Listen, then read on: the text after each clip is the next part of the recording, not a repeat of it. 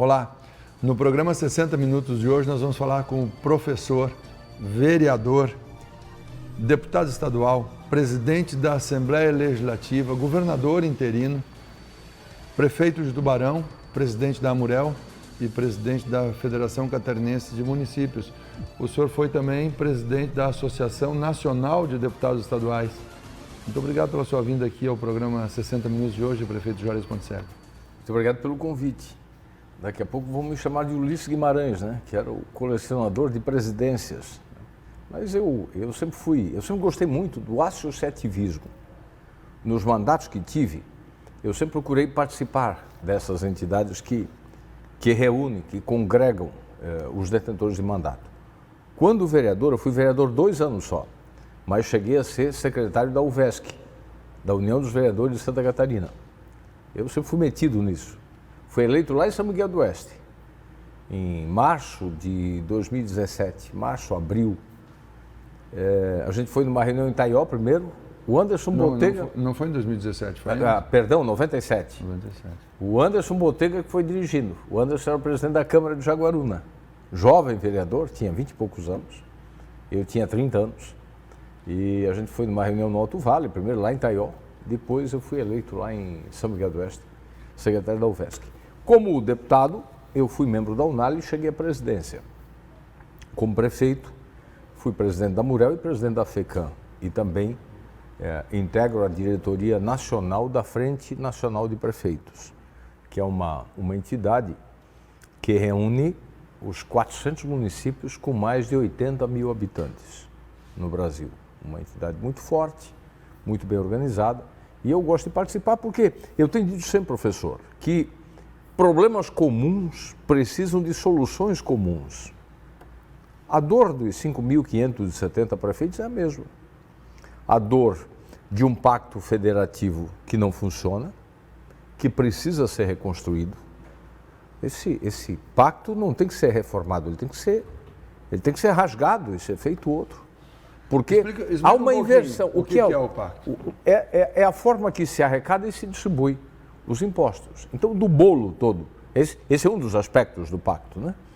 É uma das hastes do pacto. A distribuição do poder em Brasília, não há uma distribuição, há uma concentração em Brasília. Eu falo sempre de Brasília mandona. Brasília quer decidir as coisas no Brasil inteiro. E o Brasil é um país continental. As prioridades, as necessidades, as dores do Oiapoque não são as mesmas do Chuí, porque são realidades completamente diferentes. Imagina um país com essa dimensão, com esse tamanho, e as salas refrigeradas de Brasília ficam dizendo o que tem que ser feito. Quem sabe o que tem que ser feito, o que é de fato prioritário, é o gestor local. É o prefeito. Onde a vida acontece. Claro, onde as pessoas moram. Onde é que é o teu endereço? Não é no estado de Santa Catarina e nem na nação. É numa rua de Tubarão. Então, as pessoas vivem numa rua de um bairro, de um município do Brasil. Aí o que acontece? A demanda está aqui, a vida está aqui, o problema está aqui e a solução está em Brasília. E o dinheiro também. Professor Hildo, mais de 60% do que se arrecada nessa carga tributária monstruosa, injusta, que é a maior do planeta, mais de 60% disso vai para Brasília. Pouco mais de 20% fica nos estados e pouco mais de 10% nos municípios. Olha que coisa equivocada, que coisa absurda. Por que o Trento, no norte da Itália, de onde a minha família emigrou em 1879, por que o Trento é a província mais rica da Itália? Porque o Trento fica com 94% de tudo que arrecada e só manda 6% para Roma. Por isso Roma não gosta do Trento. E por isso o Trento é tão rico. Imagine Santa Catarina, Rio Grande do Sul e Paraná, por exemplo. Não estou aqui pregando separação do Brasil e o Sul é meu país, nada disso. Mas estou fazendo essa relação. Imagine Santa Catarina, que manda em torno de 60, 70 bilhões por ano para Brasília. Se isso ficasse aqui, o que viesse a metade mas vem 10% de volta. E com os municípios a relação é pior ainda. Então, nós precisamos de um Congresso Nacional e de um governo federal que tenha esse compromisso. Ano que vem é ano de eleição. Eu estou muito ansioso por esperar um candidato que assuma esse compromisso. Tinha um, pena que não vingou nas prévias. O Eduardo Leite tinha esse era um dos compromissos dele. Eu torcia muito para que ele fosse o candidato. Porque eu acho que ele que sentiu as dores de prefeito de uma cidade interior. Ah, mas o Dória, você pode me dizer, mas o Dória também foi prefeito. O Dória é diferente. O Dória é um... O prefeito de São Paulo tem tanto dinheiro quanto a República, é o segundo maior orçamento Exatamente. do país. E a cidade é o terceiro. Então... Uma coisa é ser prefeito de uma cidade como Pelotas, como ele foi. Outra coisa é ser prefeito de São Paulo, que é uma cidade, estado, país. Né? Pelotas quebrada desde 1930. Há 90 anos, a República quebrou o município de Pelotas com o fechamento do Banco Pelotense, com taxação sobre o charque, sobre o arroz, liquidou o sul do Rio Grande do Sul. Então, há muitos anos, há décadas, a cidade, Tubarão tem problemas, Pelotas tem problemas acumulados em 70, 90 anos. Uhum. Então, eu gostaria muito, professor, de ver esse debate na eleição do ano que vem. Né? Mesmo pelo atual presidente, Bolsonaro, o Guedes tinha esse discurso de menos Brasília, mais Brasil. Então, não adiantou. Esse discurso foi colocado na prática, eu preciso ser justo, pelo Bolsonaro durante a pandemia. Quem manteve os municípios e estados de pé foi o governo Bolsonaro, com a Lei 173, que destinou 60 bilhões para estados e municípios. 40% para os municípios e 60% para o estado. Na intenção do presidente, era 50% de cada. 50% para o estado e 50% para municípios. Mas o Congresso alterou isso. O Renan Calheiros, bandidamente, para beneficiar certamente o seu filho, que é governador de Alagoas, colocou... Na Câmara passou 50-50. Quando chegou no Senado, o Renan colocou uma emenda 70-30. Mas já para negociar, para ficar 60-40, que foi o que o Senado votou. E por isso, os governadores também precisam ser justos com o presidente. O próprio Eduardo Leite, Carlos Moisés e outros. Se hoje os estados estão com as burrinhas cheias de dinheiro, isso se deve, estão. O Eduardo Leite botou as contas do servidor em dia no Rio Grande do Sul. Há quanto tempo estava atrasado? 2 mandatos de atraso. O Ivo Sartori, um grande governador. Conheço ele, um cara decente. A mulher dele foi membro da minha diretoria na Unali. Um sujeito que fez de tudo para pagar a folha, não conseguiu. Se o Eduardo Leite, grande a crise. Se o Eduardo Leite pagou, foi porque o Bolsonaro ajudou. Se aqui em Santa Catarina tem esse dinheiro todo no caixa, porque além dos 60% que veio dessa ajuda para os estados, o Bolsonaro deixou de cobrar a dívida dos estados durante 2 anos, professor. Não vamos esquecer disso. E ninguém fala disso. Eu não vejo uma palavra de agradecimento do governo do estado com relação a isso. Mas a dívida está lá para ser paga. Foram 2 anos que o governo federal não cobrou a dívida. A nossa dívida hoje está, eu imagino, 200, 300 milhões por mês. Nós estamos falando de 4, 5, 6 bilhões de reais, que ficou no caixa, e mais o que veio. Então, é preciso dar a César o que é de César. Foi o governo Bolsonaro, que prometeu sim, através do Paulo Guedes, menos Brasília e mais Brasil, e não fez. Mas, por outro lado, na pandemia, quem manteve os municípios de pé e os estados foi o governo federal. Já que estamos falando de pandemia, foi difícil esse período de 2 anos e ainda não acabou. Vai virar a pandemia para 2022 também. Professor Hildo, foi um tempo muito difícil. Não só para o prefeito, para o gestor municipal, foi difícil para a humanidade. Mais difícil ainda para quem perdeu um familiar. Infelizmente foram 600 mil no Brasil. 617. 600 e tantos, né? Aqui em Santa Catarina passamos de 20 mil. Aqui em Tubarão quase 500 pessoas. Amigos da gente, como a gente falava fora do ar agora há pouco, né? Pessoas jovens, vidas interrompidas, outros com mais idade, mas que ainda tinham um longo período pela frente. Então, primeiro, há que se lamentar essas perdas todas, porque isso não tem retorno.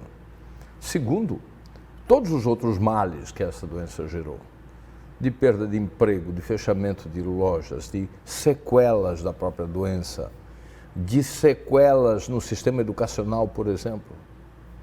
Você é professor como eu sou, Hildo. Como é que a gente vai recuperar esse ano perdido? Com outro ano? Não.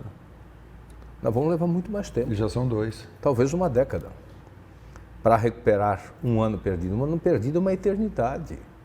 Sem a interação professor-aluno. Por mais que professores, direção de escolas, alunos e pais tenham se esforçado, e houve esforço de todos, para fazer do virtual a principal ferramenta, mas a gente sabe que o resultado não é o mesmo. Primeiro porque muitos nem tinham acesso. Muitos nem tinham acesso. E a gente estava muito no digital ainda nas escolas. Aliás, no analógico. E teve que, de repente, passar para o digital. De hora para outra, ser uma preparação, ser uma capacitação, ser um treinamento. O aluno perdeu o contato, as famílias ficaram isoladas. Isso provocou uma série de dificuldades que a gente vai ter que recuperar no tempo. Então, assim, ó, eu rezei muito, sabe, professor? Rezei muito, sou um homem de fé. E procurei pedir a Deus aquilo que Salomão pediu, sabedoria. Porque não tinha decisão fácil. De um lado, o setor de saúde botando pressão, pedindo para fechar, para restringir, para promover lockdown, para isolar, e eles tinham razão. E de outro lado, o setor produtivo pedindo para abrir, para não trancar, para deixar trabalhar, para deixar ir e vir, e eles também tinham razão. Então, o prefeito ficava tipo marisco, recebendo de um lado a onda, de outro o rochedo, e tendo que tomar decisões todos os dias. E foi assim, com muita fé, com muita determinação, com muito diálogo, que a gente atravessou o pior. A tempestade já foi. Agora vem a calmaria.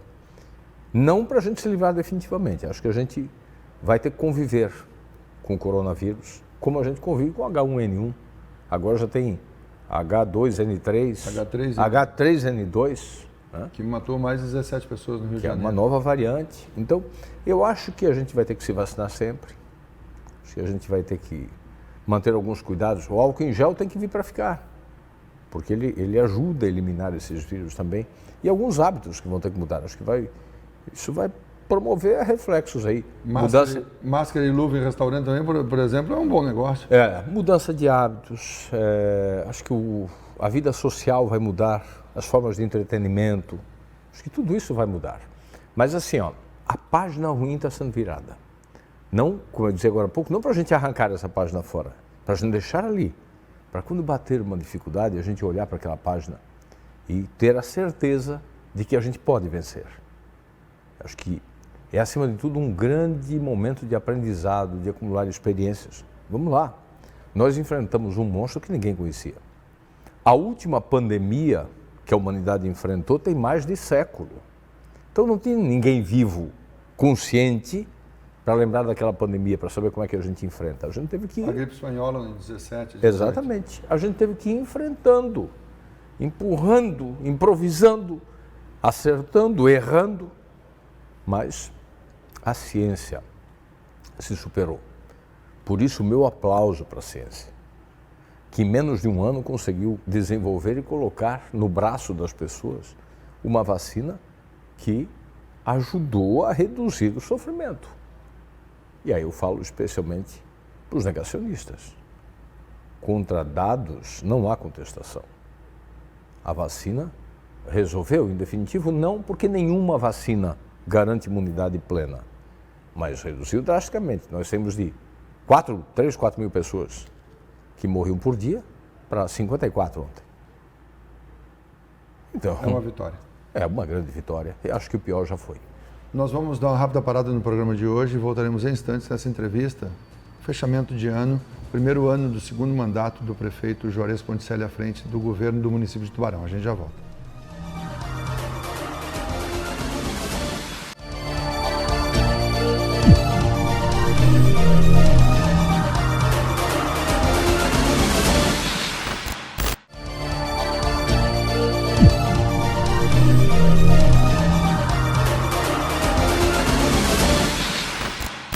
Já estamos de volta em um programa 60 Minutos, na edição de hoje, conversando com o prefeito Juarez Ponticelli.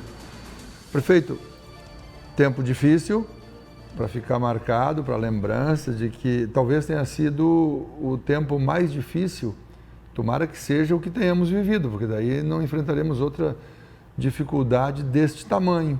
nos próximos anos, Mas apesar é dos sempre um alertas. tempo de aprendizado, né, professor? A dificuldade gera aprendizado também. A gente sai mais forte de um processo desse, a gente se fortalece. Eu me sinto muito fortalecido. Eu me sinto preparado para enfrentar qualquer desafio. Quem passou por isso sai mais forte, sai revigorado, sai mais crente, mais confiante de que não tem dificuldade que não possa ser superada. Só tem uma que não tem jeito, é a morte. Né? E aí, de novo, a minha solidariedade àqueles que perderam os seus entes. A dificuldade na saúde e na educação, devidamente enfrentadas, algumas falhas, grandes avanços, dificuldades, mas hoje Tubarão é um dos municípios brasileiros com melhor índice vacinal. E ainda assim o governo não parou. O senhor fez grandes obras que estão transformando a cidade. Você sabe que a preocupação na reeleição é, durante a campanha, como será o segundo mandato? Vai continuar no mesmo ritmo ou não vai? A reeleição no Brasil gera isso, né? Pressão total no primeiro mandato e no segundo, calmaria. Já passou a reeleição. A gente quebrou isso de novo, professor. Eu, Caio, com todo o time, assim como fizemos no primeiro mandato, demonstramos que o governo não se acomoda e estamos honrando o nosso slogan de campanha. Nosso slogan era: o trabalho tem que continuar. E está continuando, em ritmo acelerado.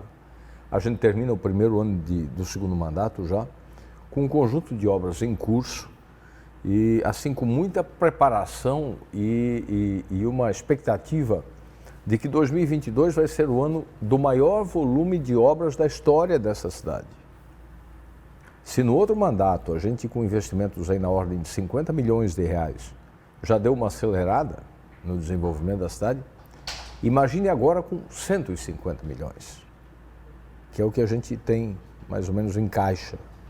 100 milhões do Finisa e mais em torno de 50 milhões de investimentos de recursos próprios. Sem contar a expectativa, essa promessa do governo do estado de colocar mais recursos, que até agora tem um plano só. Efetivamente não aconteceu nada e a gente espera que aconteça.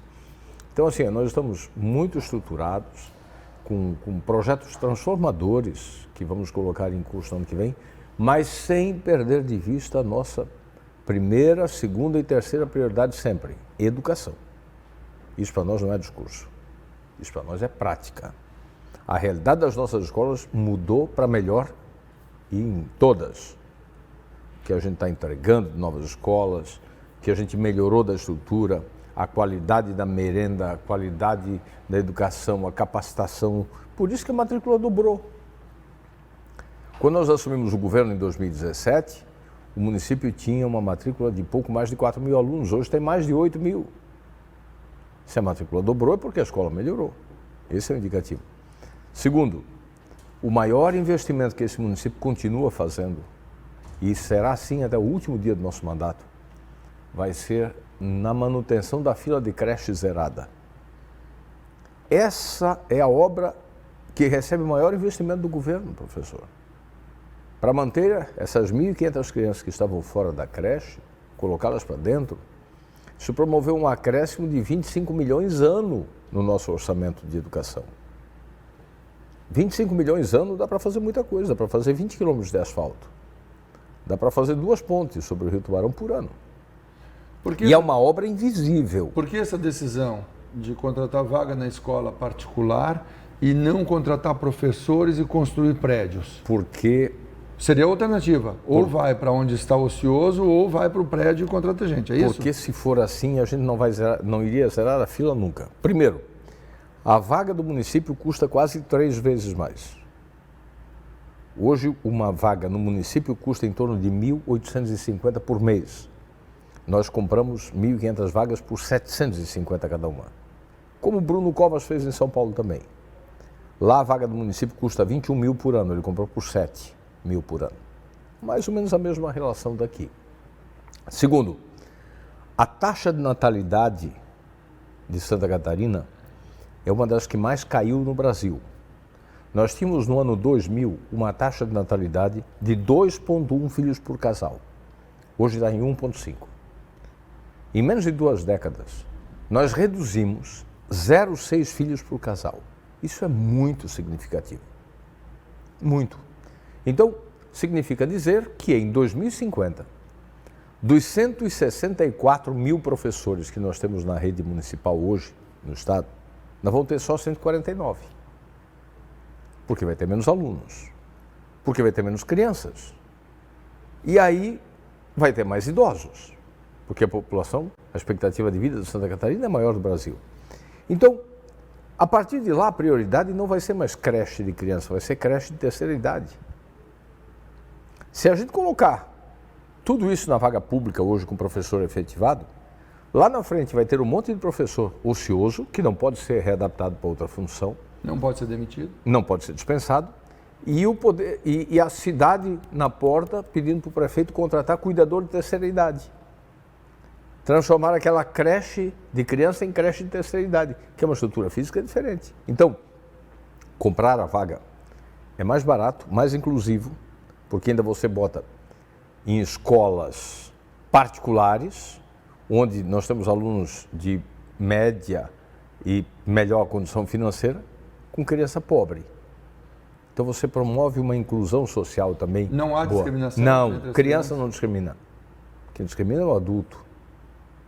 O adulto cresce e alguns se tornam maus. Discrimina pessoas por opção sexual, por raça, por credo, pasme, por deficiência,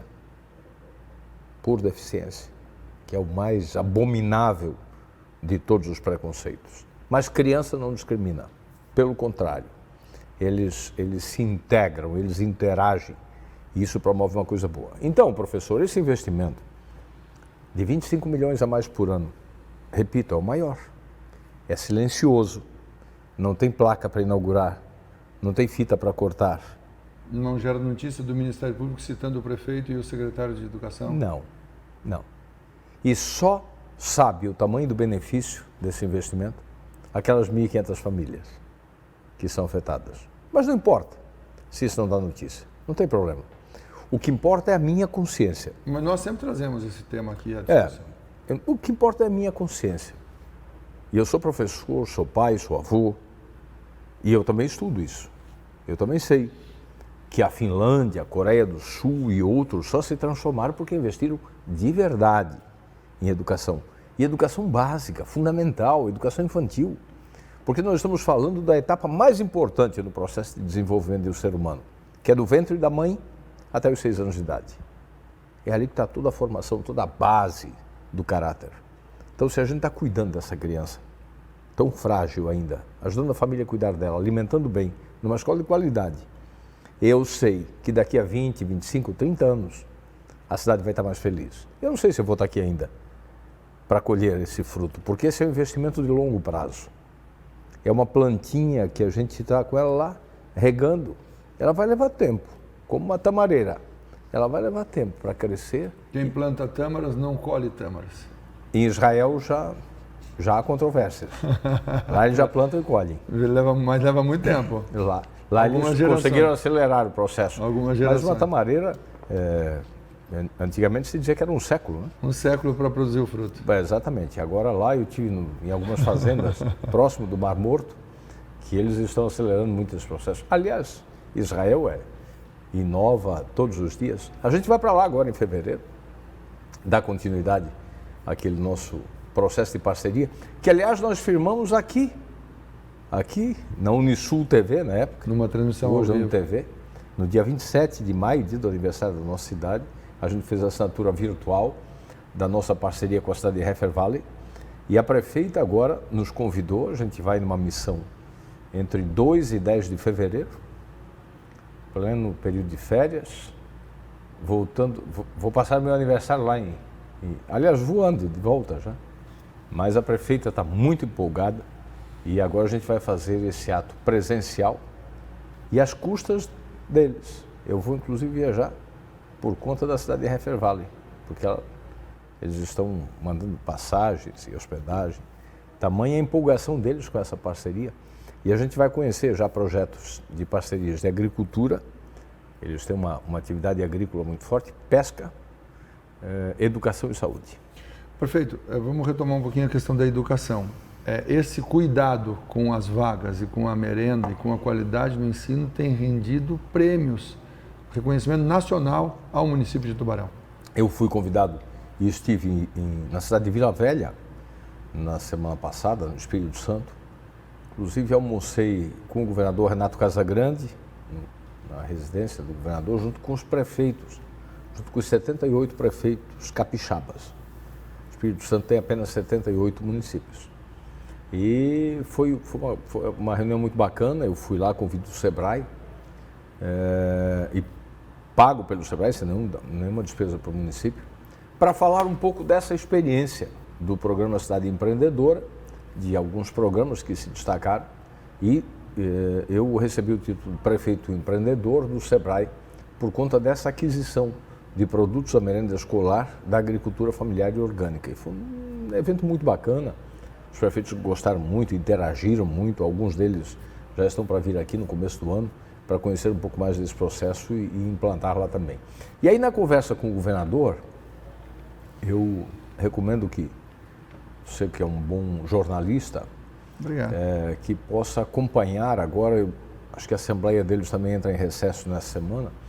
O governador me falava de um projeto que ele encaminhou, que eu achei muito interessante, de uma nova distribuição do ICMS para os municípios, dos 25% do ICMS de educação.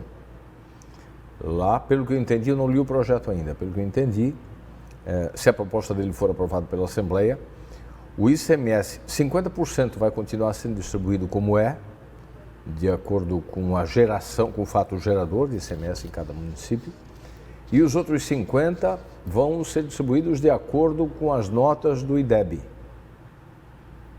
Ou seja, aumentou a avaliação, aumenta o repasse. Caiu no IDEB, perde dinheiro. Isso é legal. É meritocracia.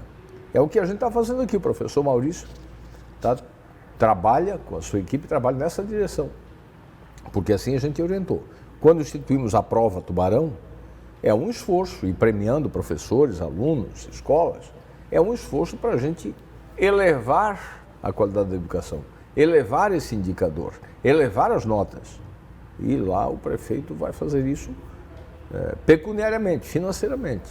Melhorou a nota, aumenta o repasse. Isso estimula. Meritocracia é boa por isso. Porque ou você, se não faz pela dor, pelo amor faz pela dor. Não fez, não aumentou a média, vai perder dinheiro. Certo. Este é o programa 60 Minutos. Nós estamos conversando com o prefeito Jórias Ponticelli. Vamos dar uma rápida parada e voltaremos em instantes nesta entrevista desta terça-feira.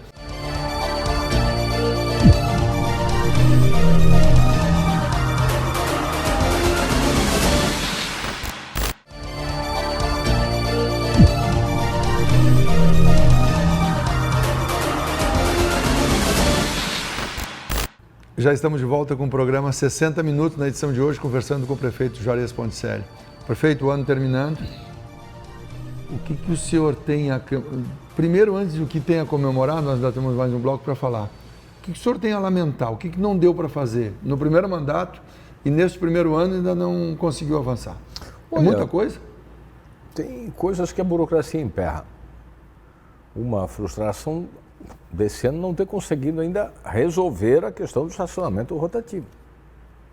Que muita gente tocando a colher nesse... Estava funcionando bem, como em outros 190 municípios no Brasil, que tem a permissão feita para a PAI, inclusive municípios de Santa Catarina que copiaram o nosso modelo. Nós copiamos de Rio do Sul, que há 30 anos é tocado pela PAI. E outros municípios copiaram de nós. Vou citar um exemplo. Videira copiou exatamente a nossa lei, o nosso decreto, o mesmo modelo, e está funcionando. O nosso aqui, infelizmente, por conta de uma ação que teve um voto divergente de um desembargador, que acabou formando maioria, o serviço estava funcionando perfeitamente e foi suspenso. E a gente ainda não venceu fazer a nova contratação, porque esse problema do estacionamento rotativo é do Brasil, não é só daqui. Só tem longevidade, só funciona onde é permissão.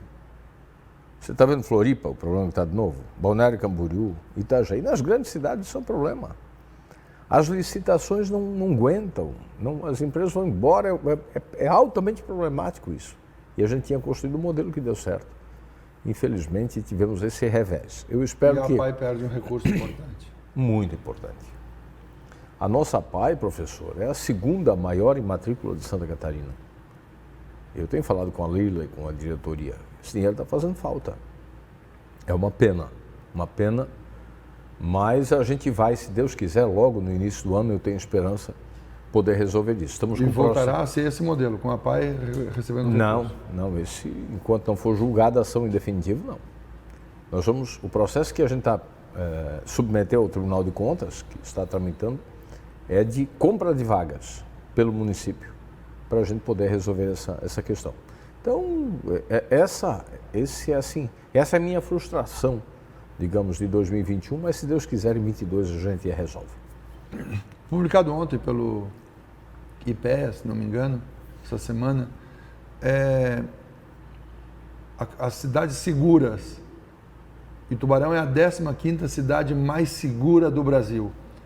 É verdade. Isso em relação ao número de óbitos por 100 mil habitantes. Isso. Assassinatos, crimes por 100 mil habitantes. Isso.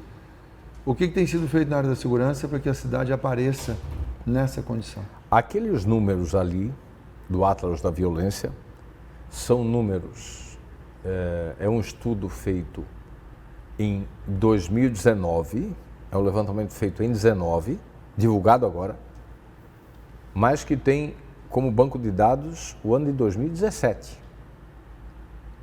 Nós estamos agora aguardando a publicação dos dados de 2018 e 2019, que serão ainda melhores. Nós vamos melhorar a nossa posição. Então, de 15º, Tubarão será... Porque nós tivemos em 2017 8,1 homicídios, se não me falha a memória. E nós chegamos em 18 e 19 e 20 com índices mais baixos. Então a tendência é a gente melhorar essa posição no ranqueamento nacional. De Santa Catarina, só 3 cidades. Porque o IPEA levanta ali as 310 cidades do Brasil com mais de 100 mil habitantes. Em Brusque e Jaraguá. Santa Catarina tem 13 cidades com mais de 100 mil habitantes. E nós somos... E só tem 3 que apareceram. Brusque e Jaraguá. Piores que nós. Melhores que nós. Melhores, 5 ponto alguma coisa Brusque e 6 Jaraguá ou vice-versa. Melhores que nós. Mas de 13 com mais de 100 mil habitantes de Santa Catarina, nós estamos entre as 3. E vamos melhorar nos próximos anos. Isso é fruto, claro, do comprometimento, do trabalho das nossas polícias. Nossa polícia é muito boa, tanto a civil quanto a militar. Mas tem a ver com criança na escola também. Tem a ver com a família empregada. Com o trabalho dos bombeiros, tem a ver com a guarda municipal, tem a ver com criança na escola, com família empregada, tem a ver com os Genésios Mendes da vida, que apoiam, às vezes anonimamente, as ações. Pergunto para o coronel Lisboa, ou para o coronel Wilson, quanto de empresas apoiam. Tem a ver com os convênios que o município de Tubarão retomou. Professor Hildo, quando nós chegamos, não tinha nenhum convênio ativo com as polícias. Hoje nós temos 3 convênios com a militar, 2 com a civil e 1 com bombeiros. A gente repassa em torno de 2 milhões por ano. Essas forças. Que é a obrigação do Estado fazer. Mas, aquilo que nós falamos no primeiro bloco, nós não moramos no Estado. Nós moramos numa rua de um bairro aqui de Tubarão. É aqui que a gente quer segurança. Então nós apoiamos, sim, e a Câmara nos respalda para isso, mesmo que não seja a nossa obrigação, mas a gente coloca recursos do município para melhorar a segurança, para equipar, para ter mais equipamentos, para ter mais viaturas, para ter mais tecnologia, para ter mais capacitação, para ter mais formação do nosso policial, para que ele possa bem atender a nossa população. Precisa de dinheiro para isso tudo. O senhor tira dinheiro do caixa para entregar para as forças policiais para essa ação. Qual é a previsão que o senhor faz e a sua equipe para a economia no ano que vem? Em relação à economia, o prefeito pode pouco. e é onde tudo acontece no município. Como é que o senhor enxerga 2022, o ano de 200 anos do Brasil independente e ano também de eleição presidencial para o Congresso, Câmara e Senado, governo do Estado e Assembleia Legislativa? Olha, vai ser a economia que vai dar o rumo da eleição do ano que vem, como sempre. A eleição presidencial é muito influenciada pela economia. É muito influenciada. Olha o resultado do Chile ontem. Surpreendente, né? Se olhar o começo da eleição. O Chile que enfrenta uma grande crise. Elegeu um jovem presidente de esquerda. 35 anos de idade. Sem nenhuma perspectiva lá no início da eleição. Então, a economia, aqui também, a economia tem um papel muito importante, de muita influência. Hoje, nós vamos encerrar o ano com algumas dificuldades, dá para sentir isso. Pensando no local aqui, eu andei na semana bastante conversando com pessoas na rua, no comércio também, e pude ver que há uma reação positiva. Você sente isso dos comerciantes, mas é uma época atípica, é Natal, a cidade está bem iluminada, está atraindo gente. Agora, a verdade é que a economia não vai bem. O pobre, especialmente, está passando dificuldade, professor. Com o botijão de gás nesse preço, a gasolina nesse preço, o encarecimento das coisas, cada vez que a gente vai no supermercado, você vê o quanto os preços elevaram. Então, tem muita gente passando dificuldade. A economia não vai bem, eu espero que ela tenha uma reação positiva no próximo ano, senão, certamente, isso vai refletir no resultado das eleições também. Nós vamos fazer uma rápida parada, voltaremos para o último bloco desse programa, que é o programa derradeiro de 2021, nesta última semana, e aí falaremos com o prefeito Juarez Ponticelli sobre eleições e sobre também as obras que serão tocadas na nossa cidade. A gente já volta.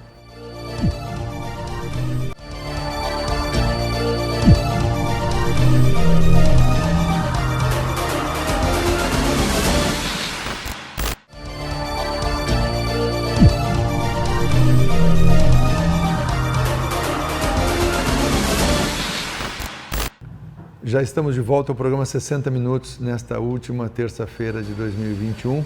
É o programa derradeiro. Aqui nós estamos recebendo o prefeito Juarez Ponticelli. Prefeito, o senhor falou sobre o resultado da eleição, que vai estar impactado fortemente pela economia.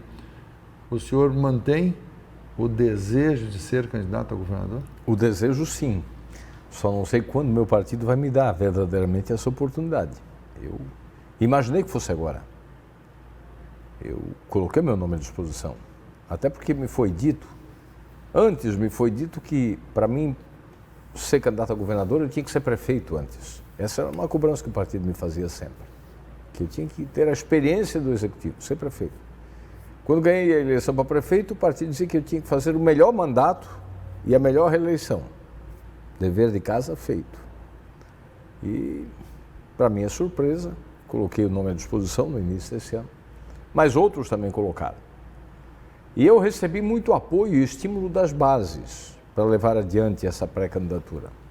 Mas não senti o mesmo de algumas lideranças, detentoras de mandato, inclusive. Deputados e outras lideranças que me deixaram constrangido. O senhor não fala senador porque só tem um do partido? Melhor colocar parlamentares. E eu senti, e disse isso na executiva semana passada, eu me senti constrangido em alguns momentos. Porque toda semana tinha alguém, um desses parlamentares, convidando outrem para vir para o partido para ser candidato.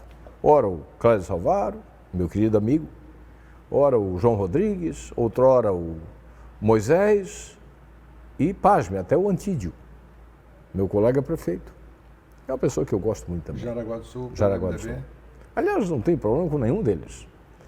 Então, o meu pai, que tinha o ditado do muito querido, muito oferecido, pouco querido, né? Eu senti que algumas lideranças faltaram com esse, não um compromisso, mas com esse projeto. Isso me desestimulou. Não me fez desistir, não, porque eu sou cruza de alemão com italiano. E sou aquariano ainda para complicar, portanto, persistência não me falta. Eu ainda sonho, mas acho que o tempo ainda joga a meu favor. Eu ouvi muito as pessoas nesse tempo, sabe? Eu refleti muito, conversei com muita gente. O tempo não de hoje até a eleição, a sua trajetória. Exatamente. Não, e agora, nesse tempo, nesse último ano principalmente, nos últimos meses, nas últimas semanas, antes de tomar essa decisão, eu conversei com muita gente. E recebi muitos apelos para ficar, para concluir o mandato. Eu e o Caio temos um compromisso muito grande com o Tubarão. Nós fizemos a maior reeleição da história. Esse compromisso aumentou. Então, para poder viabilizar tudo isso, já que eu não vou participar, nós construímos o plano da participação do Caio. Porque nós também precisamos recuperar o nosso espaço na Câmara dos Deputados. A Amurel, desde que o deputado Edinho saiu, não elegeu mais nenhum federal, enquanto a região carbonífera tem 3, com a mesma quantidade de votos que a nossa.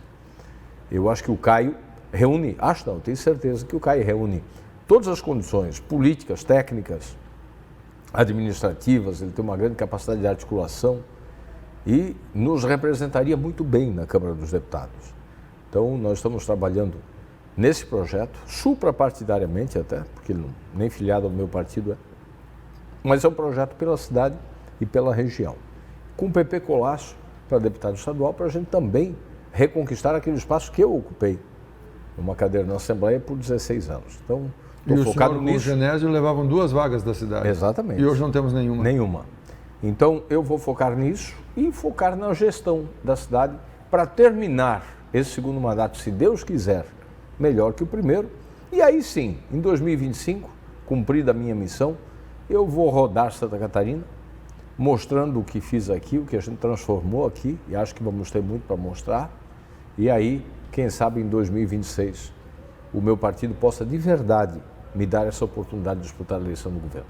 E como é que o senhor vai terminar o mandato? O que 2022 terá de obras para consolidar as suas promessas de campanha? Um conjuntaço de obras. Nessa semana a gente lançou o edital de licitações das primeiras obras do Finisa, a revitalização da estrada da Madre, são 10 quilômetros de nova pavimentação, 2,5 km do Caruru até o posto de saúde recém-inaugurado, a famosa Tenente João Luiz Maus, né, que será pavimentada logo a partir do início do ano, a João Bristotti, que liga São João da Encocesa até o São Raimundo.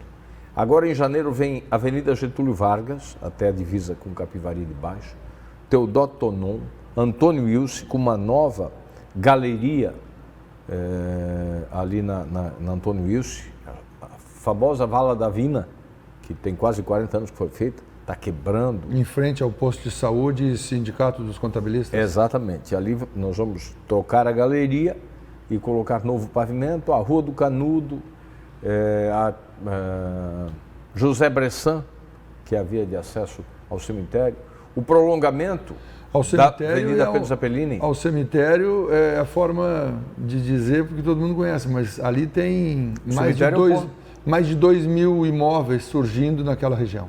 O cemitério é o ponto final. O ponto final. Literalmente. E ali a gente vai colocar uma ciclofaixa. Porque o nosso Horto da Saudade é um cemitério diferente, né? É um parque ambiental, né? Isso. É um parque natural. Muita gente vai de bicicleta para lá também. Então a gente vai colocar isso. A pavimentação de Congonhas, que é uma obra esperada há muito tempo também. Ou seja, vem muita coisa boa. A nova Beira Rio, professor. 150 milhões de reais. O projeto da Beira Rio está ficando lindíssimo. O primeiro lote agora vai da ponte de Ney Chaves Cabral até o ponto do quartel. São 4 lotes, com uma revitalização completa, pista de caminhada, ciclofaixa, pista de corrida, e muito acessível. Vai ficar muito legal, a cidade vai continuar esse processo de transformação. Logo no começo do ano vem a inauguração do Mauá, com 230 crianças em período integral, aquela escola que virou um cartão postal para a Zofa. Vem a inauguração do Centro de Inovação, finalmente, deve acontecer no primeiro trimestre. A UPA Manuel Bertoncini, que será um centro de referência. A abertura da Altamiro Guimarães, que o projeto está sendo concluído, para a gente ter um novo acesso para a cidade, vai ser o acesso mais bonito, Vai ligar o cruzeiro a... Exatamente. Inclusive encomendamos agora no projeto um belvedere, uma praça de contemplação lá dos altos da Altamira Guimarães. Imagina a visão da cidade que a gente vai ter de lá. Ou seja, vem muito mais coisas boas aí para a nossa cidade continuar se transformando, crescendo e se desenvolvendo. 150 milhões. O dinheiro já está na mão, estará na mão, vai ser... Já. O que começar vai ser concluído, prefeito? Sem dúvida. Dinheiro em caixa. Tanto da Caixa quanto as economias que nós fizemos. Em torno de 50 milhões de reais que nós temos para investir com recursos próprios. Então imagine, professor, se a gente colocou no governo passado em torno de 50 milhões de investimentos e já avançamos, agora imagine com 3 vezes esse valor. Esqueci a Ponte da Guarda, né, que o projeto está sendo concluído também, e tantas outras coisas que vão acontecer. 2 coisas rapidamente, prefeito. A questão da água com Capivari foi resolvida? A cidade pagou o que deve ao município de Tubarão? Está pagando. Finalmente esse problema antigo a gente resolveu também. E a questão de cobrança do IPTU? É grande o volume de dívida das pessoas com o imposto, que é o maior imposto do município? A gente teve o refis agora um resultado muito bacana. O secretário Rafael me passou ainda os últimos dados. Tivemos mais de 13 milhões de reais renegociados, com mais de 3 milhões que ingressaram já nos cofres do município, o restante está parcelado. Então a gente percebe que esses esforços de recuperar esses recursos, na medida que as obras vão acontecendo, a população vai fazer a sua parte também. Mas a gente teve um outro dado muito interessante nesse ano. Esse foi o ano da virada de chave também na questão tributária de Tubarão. De outubro para cá, o IPTU não é mais o nosso principal tributo. O nosso principal tributo já é o ISS. Imposto sobre Isso serviço. me deixou muito feliz. Qual é a realidade que transformou isso? Porque a atividade econômica é em alta, especialmente no setor de serviços, educação e saúde. Educação porque a Ânima passou a ser uma arrecadadora e também. passa a contribuir. E o setor de saúde, que é o nosso carro-chefe da economia, além de TI. Mas o setor de saúde está bombando, né, professor? Bombando. Então, os investimentos estão acontecendo, gerando muito emprego e renda. E assim, o IPTU é um imposto justo? Porque ele fica 100% no município.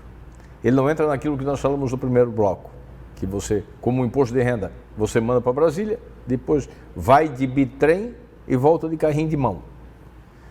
O IPTU não, ele fica totalmente no município. Mas ele é um tributo sobre o capital, sobre o patrimônio. O ISS não. Ele tributa a atividade, o movimento, o emprego, a renda. Ele demonstra, ele prova a saúde financeira do município.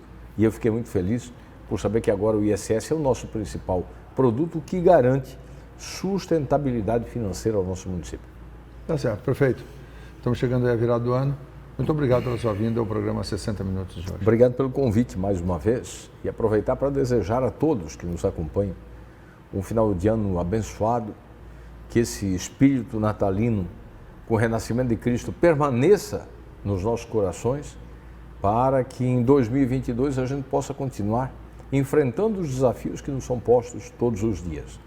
E lembrando, mantendo aquela página dos quase 2 anos de pandemia muito viva na nossa memória, para a gente saber que se conseguimos vencer aquele tempo, não há desafio que não possa ser vencido.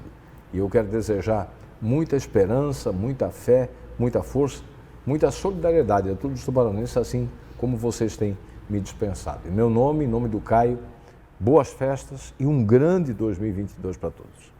Muito obrigado, prefeito.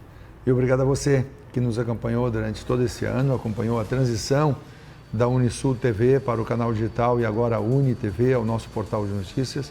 Continue com a nossa programação, que é especialmente projetada e realizada para cada um de nós. Uma excelente virada de ano, que tenhamos um bom ano de 2022 e até o nosso próximo encontro.